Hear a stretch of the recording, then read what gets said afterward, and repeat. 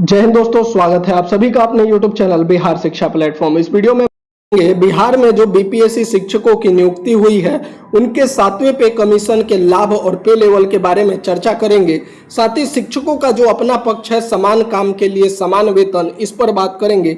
वहीं सरकार बार बार इसके बारे में क्या जवाब देती है, सरकार का क्या पक्ष है और सरकार जो बार बार जिस गजट की चर्चा करती है 7वें पे कमीशन की, उस पर भी आपको जानकारी देंगे।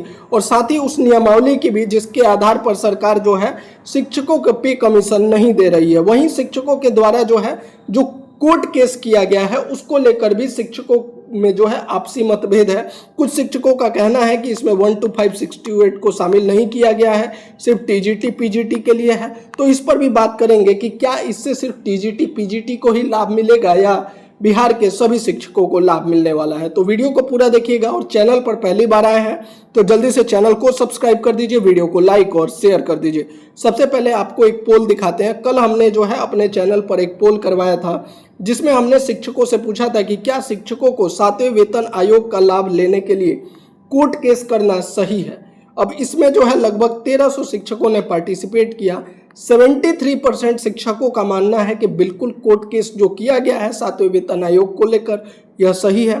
21% शिक्षकों का कहना है कि नहीं, कोर्ट केस नहीं करना चाहिए और सरकार पर दबाव बनाकर जो है इसका लाभ लेना चाहिए। वहीं 4% शिक्षक यह भी मानते हैं कि ये कोर्ट केस जो है सिर्फ चंदा कमाने का तरीका है। वहीं 2% ऐसे भी शिक्षक हैं जिनका कहना है कि कोर्ट केस से कुछ नहीं मिलेगा। तो ये जो है शिक्षकों की प्रतिक्रिया है, यानी बड़ी संख्या में 73% शिक्षक जो है इसके पक्ष में है। यानी कि ज़्यादातर शिक्षक चाहते हैं कि कोर्ट केस हो और शिक्षकों को 7वां वेतन आयोग का लाभ मिलेगा। अब इसके लिए देखिए, ये देर आए दुरुस्त आए वाली कहावत है। क्यों? क्योंकि शिक्षकों के द्वारा लगातार, जो मैं पिछले बहुत समय से कह रहा था कि शिक्षकों को अब 7वें वेतन आयोग और पे लेवल की मांग करनी चाहिए थी।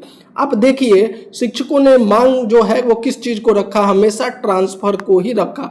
इसी का नतीजा है कि देखिए, किसी भी विभाग का अगर ट्रांसफर होता है तो वह विभागीय ट्रांसफर होता है, लेकिन शिक्षकों का जब ट्रांसफर का मुद्दा होता है उसमें जो राज्य का सीएम है उसको भी हस्तक्षेप करना पड़ता है। आपने देखा होगा नवंबर दिसंबर 2024 में जब सक्षमता परीक्षा के बाद विशिष्ट शिक्षकों का जबरन ट्रांसफर हो रहा था तो मुख्यमंत्री नीतीश कुमार तक यह बात गई और मुख्यमंत्री ने खुद मीडिया में आकर जो है बयान भी दिया कि शिक्षकों का जबरन ट्रांसफर नहीं होगा। दूसरी बार फिर अभी कुछ दिन पहले जो है मुख्यमंत्री के द्वारा सभी इंटर डिस्ट्रिक्ट ट्रांसफर के लिए 3-3 जिला देने के लिए हस्तक्षेप किया गया। यानी शिक्षकों ने हमेशा से जिस मुद्दे को उठाया है वो है ट्रांसफर का मुद्दा। इसीलिए जो है मुख्यमंत्री के पास भी जो सबसे ज़्यादा मुद्दा गया है शिक्षकों का वो ट्रांसफ़र को लेकर ही है, जबकि ज़्यादातर विभाग में देखने को मिलता है कि ट्रांसफ़र का मुद्दा वह विभागीय मुद्दा होता है और वेतन को लेकर जो समस्या होती है यह ऊपर तक उठाया जाता है। लेकिन विभाग में जो है, शिक्षा विभाग में बिल्कुल इसके विपरीत होता है। खैर, अब जो है शिक्षक 7वें वेतन आयोग को लेकर मांग कर रहे हैं और इसके लिए कोर्ट केस भी किया जा चुका है। अब यहाँ पर जो सरकार के द्वारा पक्ष रखा जाता है, देखिए, शिक्षा मंत्री से ये प्रश्न पूछा भी गया है, मीडिया में भी कई बार इसको चलाया गया। शिक्षा मंत्री ने जो है बयान जो दिया था, आपको याद होगा कि उन्होंने विधानसभा में बयान दिया कि जो बीपीएससी शिक्षकों की नियुक्ति हुई है उनको राज्यकर्मी का दर्जा हम दे रहे हैं। रही बात पे लेवल की, तो हम अभी इनको पे लेवल नहीं देंगे। इनको कब पे लेवल देंगे?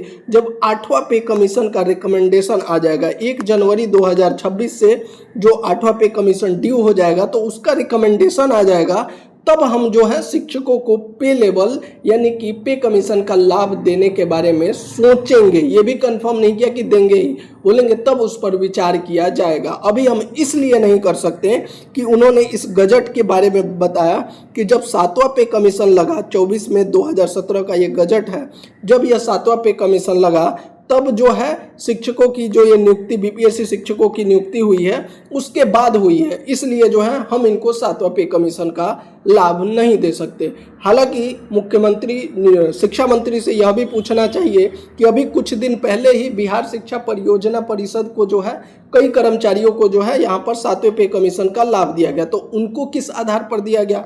वहीं एडीओ की जो वैकेंसी आई है उसमें भी पे लेवल दिया गया है। एडीओ की जो वैकेंसी आई है वो भी बीपीएससी के द्वारा ही कंडक्ट किया जा रहा है। एक ही एग्जाम है, पे लेवल 5 वहाँ भी रखा गया है।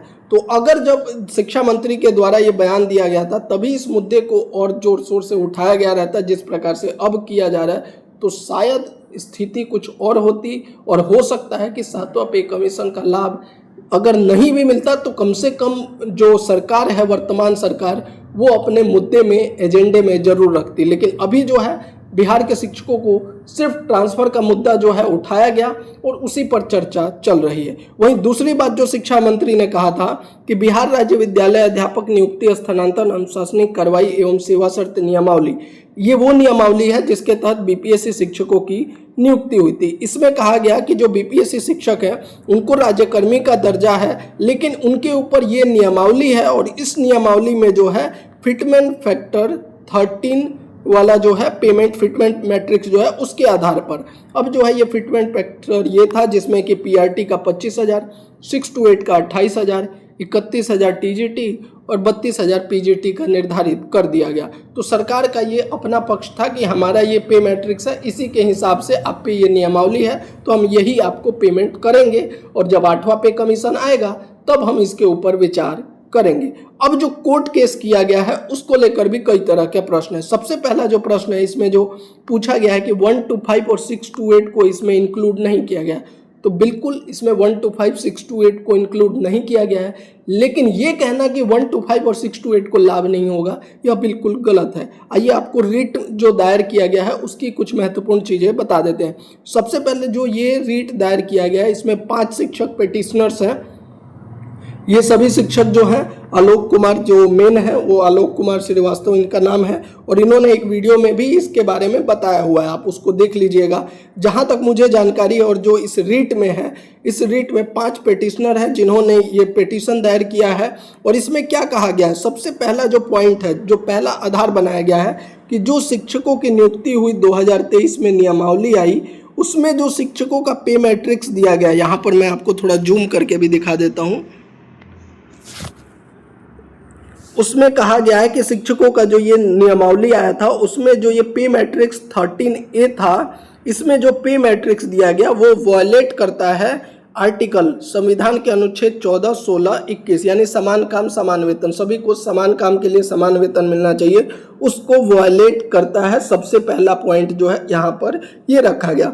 दूसरा जो इसमें रखा गया है कि जहाँ पर विवाद भी हो रहा है जिसको लेकर कि यहाँ पर 7th पे कमीशन के रिकमेंडेशन के आधार पर कहा गया है कि टीजीटी के शिक्षकों का यहाँ पर पे लेवल 7, यहाँ पर मैं एक बार दिखा भी देता हूँ, पे लेवल 7 ये रहा सेकेंडरी टीचर के लिए, वहीं सीनियर सेकेंडरी टीचर के लिए पे लेवल 8 की बात कही गई। अब इसी को लेकर कुछ शिक्षकों का कहना है कि यहाँ पर 1 to 5 और 6 to 8 को क्यों नहीं इंक्लूड किया गया।